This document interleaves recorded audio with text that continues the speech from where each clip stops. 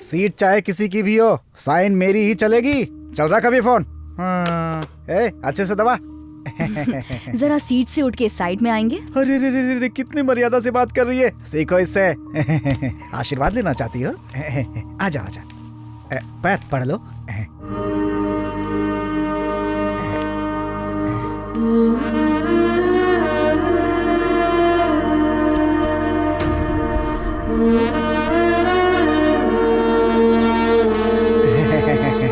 बैठ जाओ, सीट तुम्हारी है, लेकिन तुम मुझ पे हुक्म नहीं चला सकती।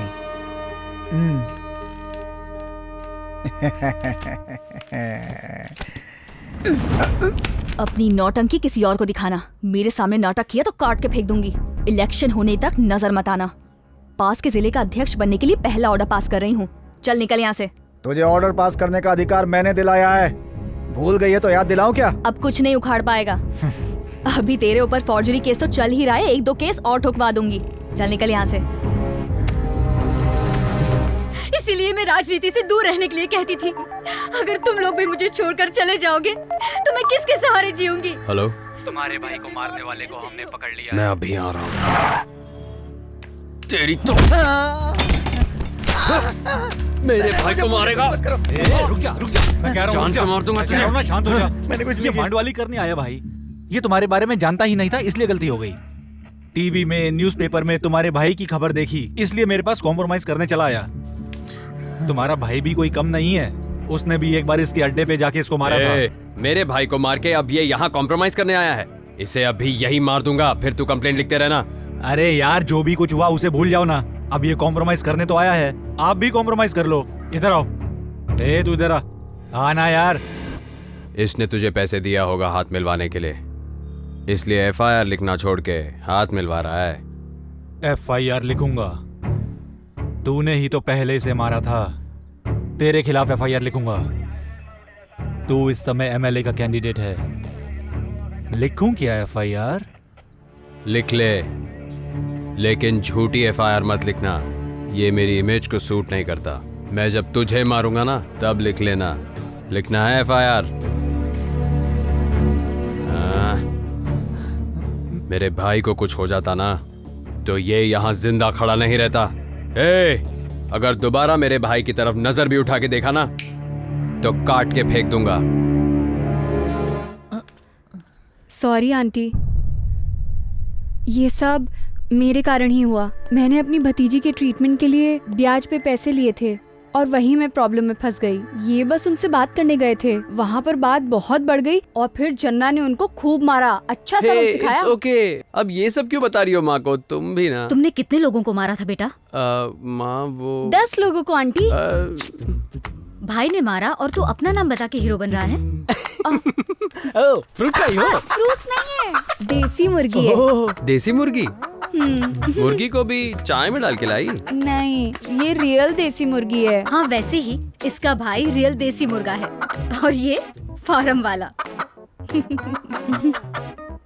अध्यक्ष गलत समझेंगे इसीलिए मैंने तुमसे बात की, लेकिन तुम्हें ये बात बाहर नहीं करनी चाहिए थी। बचपन से ही खेल खेल में हम दोनों ऑपोजिट बन गए और अभी भी हम दोनों ऑपोजिट पार्टी में हैं और अब एक दूसरे के ऑपोजिट खड़ा होना पड़ रहा है। तुम्हारे पास जो एविडेंस है वो लीक ना हो जाए, इसलिए तुम्हारी पार्टी ने सीट दी है। वो जानते हैं कि मैं ये इलेक्शन जीत जाऊंगी, इसलिए वो तुम्हारी बलि चढ़ा रहे हैं। मजाक कर रही हो? कौन हारेगा कौन जीतेगा ये डिसाइड करने वाली जनता है, नहीं तो दूसरे दिन मीडिया बता ही देगी, इंतजार कर लो। मेरी एक बात सुनो, हमारे पास पैसा है, पावर है, तो बेकार में बलि का बकरा मत बनो। अध्यक्ष मुझ पर पूरा भरोसा करते हैं, तुम देखना जीतूंगा तो मैं ही। क्या सोच रहे हो, तुम्हें जिताने के लिए अपनी सीट छोड़ दूंगी? तुम्हें छोड़ने के लिए किसने कहा? तुम जीतने के लिए जो करना है करो, मैं जीतने के लिए जो करना है करूंगा। लेकिन एक बात हमेशा याद रखना, हम दोनों के बीच राजनीति अलग है और पर्सनल लाइफ अलग है, इन दोनों को मिक्स नहीं करना चाहिए।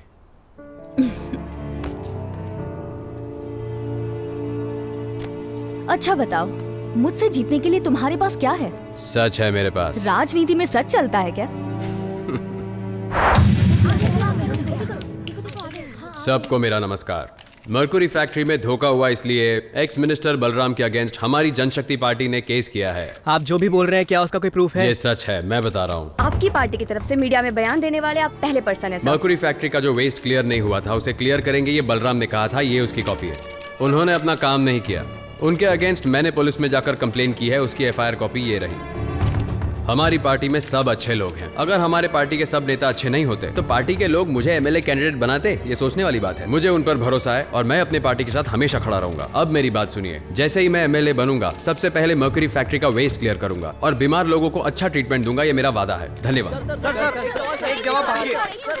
हेमगिरी क्षेत्र से बाय इलेक्शन में खड़े मिस्टर ध्वजा ने अपने ही पार्टी के सीनियर मेंबर बलराम जी को भ्रष्टाचार के केस में अंदर करवा दिया। अब ये देखना बाकी है कि बलराम जी क्या कहते हैं। मेरे बाहर आने तक तो कुछ मत करना। ठीक है पापा। आने वाले इलेक्शन में अगर हमारी पार्टी नहीं जीती तो हमारी इज्जत का बहुत कचरा होगा। दिल्ली में बैठा हुआ हाईकमांड भी हम पर थूकेगा। हाईकमांड की बात तो आप छोड़ो, पहले हमारे सवालों का जवाब दो। साफ साफ बताओ तुम कहना क्या चाहते हो? यहाँ कोई कॉमेडी चल रही है? पहले ये बता हमारी पार्टी कैसे जीतेगी? वोट लेना है तो नोट फेंको, ये पुराना सच है। इतनी से बात नहीं जानता क्या? अगर किसी पार्टी के कैंडिडेट ही वीक हो ना तो नोट कोई काम नहीं कर पाएगा। कैंडिडेट वीक है? कहाँ से लग रही है कैंडिडेट वीक? दीदी ने डाइट करके अपने आप को स्लिम बना के रखा है, तुझे कहाँ से वीक लग रही है?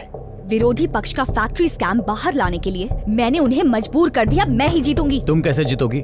मीडिया में मुद्दा गर्म किया तुमने, लेकिन अपने ही पार्टी के नेता को जेल में पहुंचाया उस ध्वजा ने। अब तुम ही बताओ कि किसका पक्ष मजबूत है। आखिर एविडेंस उसके पास कैसे गए? मतलब आपका और ध्वजा का कनेक्शन है, बाहर बातें चल रही है। जबान संभाल के बात कर। मेरी दीदी के खिलाफ ऐसी बातें कर रहा है? तू मेरी दीदी के खिलाफ सबके सामने ऐसी बातें कर रहा है, तेरे पास प्रूफ क्या है? बिना प्रूफ के हम लोग बात करेंगे क्या? ऐसे मुझसे ऊंची आवाज में बात मत करना। मेरी दीदी के खिलाफ चल तू लड़ जा। 1 मिनट बैठ। तुम्हें बैठ, क्यों लड़ रहा है? अब एक बात तो सुन, कोई सबूत है तो बाहर निकाल। पूरे शहर में पोस्टर बना के मैं खुद ही लगा दूंगा। बलराम, तुम अभी अभी बेल पे छूटे हो, चिंता मत करो। ध्वजा रहेगा तभी तक प्रॉब्लम है ना, पर जीतेंगे हम ही दोनों।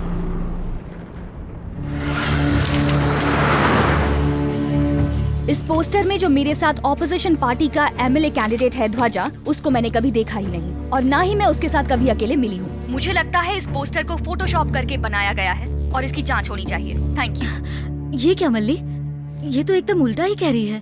तू तो कह रहा था ये दोनों जल्दी शादी करने वाले हैं। अरे शादी तो करेंगे माँ, इसी को तो कहते हैं राजनीति का खेल।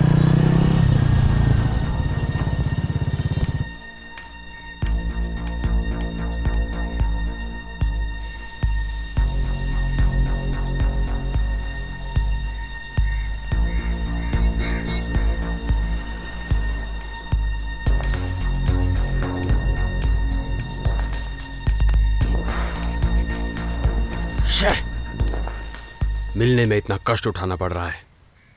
क्या बात है? टीवी इंटरव्यू में तो कह रही थी तुम मुझे जानती ही नहीं। तुमने झूठ कहा, ये सुनकर मुझे कितना दुख हुआ पता है? उस वक्त टीवी पर सुनने में जितना दुख हुआ उससे ज्यादा तुझे सुनाने में दुख हो रहा है। मुझे भी बहुत दुख हुआ था, लेकिन तुम्हारे नाटक से जो दुख मिला ये उससे बड़ा दुख नहीं है। ये क्या बात कर रही है तू? राजनीति कैसे करते हैं अब तुम बहुत अच्छे से समझ गए हो।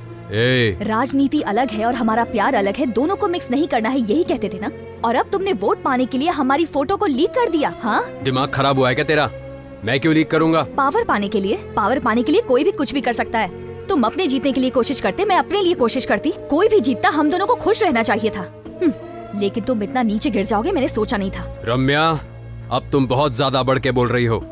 तुम जानती हो उस फोटो को मैंने फाड़ के फेंक दिया था, किसी और ने उस फोटो को छाप के रिलीज कर दिया तो अब तुम उस पर डाउट करेगी? तुमने डाउट करने का ही काम किया है। एमएलए बनाने की बजाय तुम्हारी पार्टी को तुम्हें जेल भेज देना चाहिए। छूट दिया तो अपने मन का बोलेगी।